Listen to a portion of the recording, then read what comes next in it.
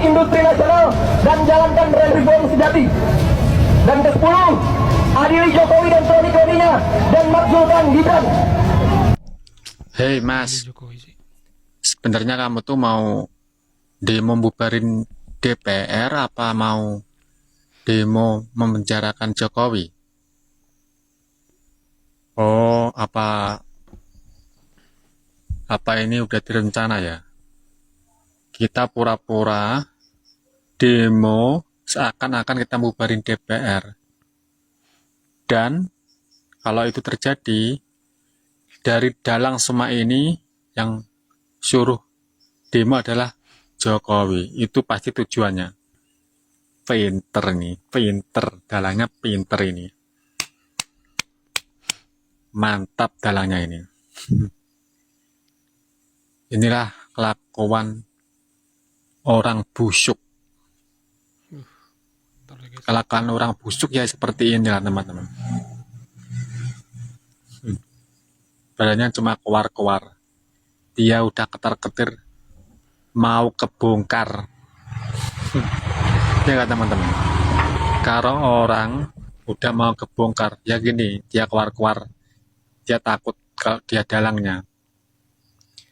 Sekarang para rakyat Indonesia udah paham, udah pada pinter-pinter. Nggak bisa dibodohin mana yang baik, mana yang jahat. Ya teman-teman, pasti kalian paham lah siapa dalang ini semuanya. Pinter, pinter, mantap kalian, mantap dalangnya di balik ini. Tapi aku tegaskan, dalang semua ini bukan Jokowi, bukan Prabowo, bukan Gibran. Pasti kalian paham lah. Mantan presiden kita Gus Dur udah pernah ngucapin, kalau orang baik itu banyak yang jahatin, ya enggak teman-teman, bener enggak? Ntar suatu saat akan kebongkar sendiri siapa dalang sebenarnya teman-teman. Adili Jokowi dan makzulkan Gibran. Itu yang ingin saya. Oh, setan.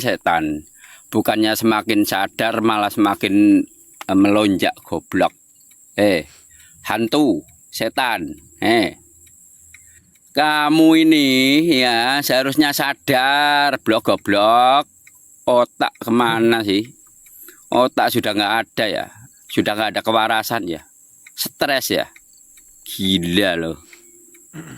Yang diadili ke cangkemmu ya, gerombolanmu, Tifa, Rismon, sama Roy Suryo, cok jancok asu, anjing loh, goblok. Heran kita ya, heran kita. Demo ini kok yang disalahkan Pak Jokowi gitu loh. Apa-apa Pak Jokowi yang disalahkan. Demo kali ini penyebabnya adalah Jokowi. Karena kepemimpinan Jokowi. Ya Allah. Sebenarnya kita kasihan loh. Kasihan sama mereka pembenci Pak Jokowi. Kenapa saya kasihan? Mereka ini kan terlalu cemburu. Iri mereka dengan Pak Jokowi. Kenapa Pak Jokowi itu begitu banyak yang mendukungnya. Begitu banyak yang mengikutinya. Jadi mereka ini iri gitu. Mereka ini nggak mampu menyaingi Pak Jokowi. Contohnya jutaan Habib aja nggak bisa meruntuhkan Pak Jokowi. Nah, jadi mereka nih iri, cemburu terhadap Pak Jokowi. Padahal yang membuat Pak Jokowi itu viral kan dari mereka sendiri juga. Mereka yang fitnah sana kemari, mereka yang adu domba sana kemari, mereka hasut sana kemari. Jadi demo ini dibilang salahnya Jokowi gitu. Kok mesti Pak Jokowi gitu loh. Kita tuh melihat Pak Jokowi itu biasa aja gitu. Tapi kalian selalu menyalahkan Pak Jokowi, demo Pak Jokowi, asal kerusuhan Pak Jokowi, semua Pak Jokowi kalian bilang. Selalu Jokowi. Mungkin kalian tidur, berak, beribadah pun kalian ingat Jokowi. Mau dia bersorban, mau dia berjobah, mau dia keturunan Nabi katanya. Ketika kalian selalu salahkan apa saja tentang apa saja yang terjadi di negeri ini, kalian salahkan Jokowi. Yakin aku sudah yakin sama kalian. Makan, berak, tidur, kencing, ibadah, yang kalian ingat pasti muka Jokowi. Pasti itu. Karena kecemburuan, iri hati, dengki terhadap Pak Jokowi itu terlalu besar sama kalian, terlalu besar. Iri dengki terhadap Pak Jokowi terlalu besar. Cemburu terhadap Pak Jokowi juga terlalu besar. Sedikit Jokowi. Itu sampai ada yang mati tuh, Rizal Ramli itu matinya pun ingat Jokowi itu. Terlagi Amin Rais.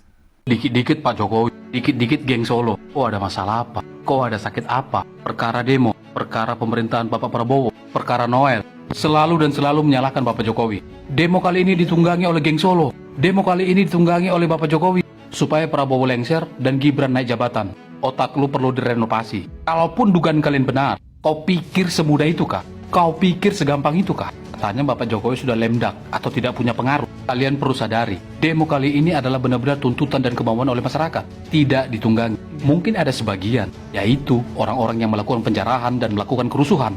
Geng Solo tidak mau mendapatkan jabatan dengan instan. Mereka harus ikut berperang.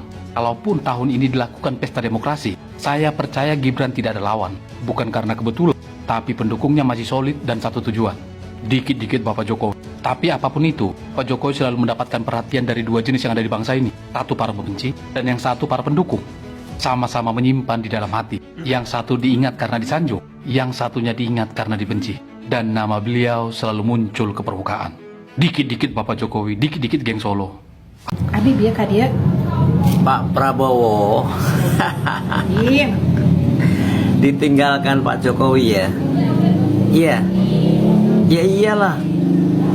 Bapak nggak punya tujuan ya. Bapak nggak punya tujuan.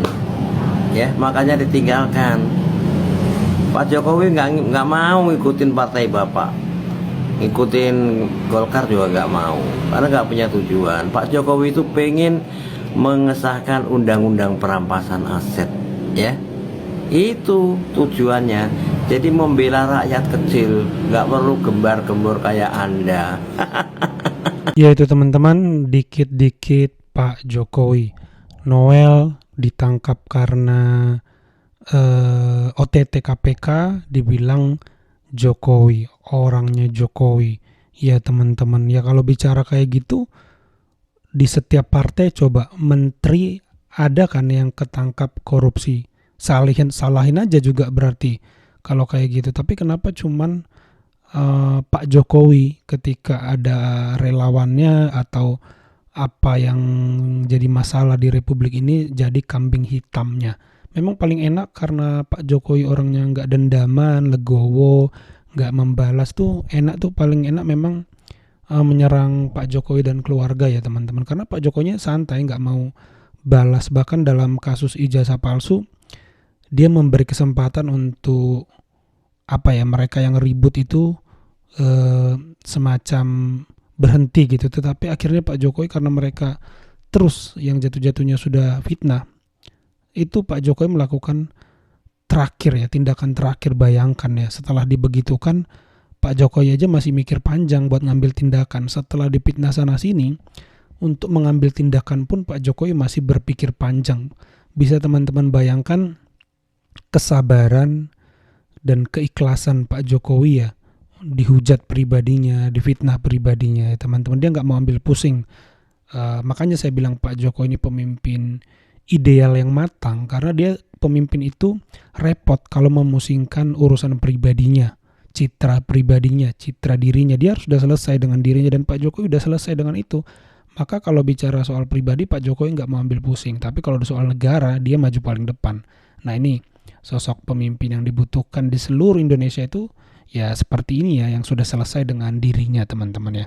Kalau menurut teman-teman bagaimana, coba tambahkan di kolom komentar. Itu saja video kali ini, terima kasih yang sudah menyimak sampai selesai. Sampai jumpa di video saya selanjutnya.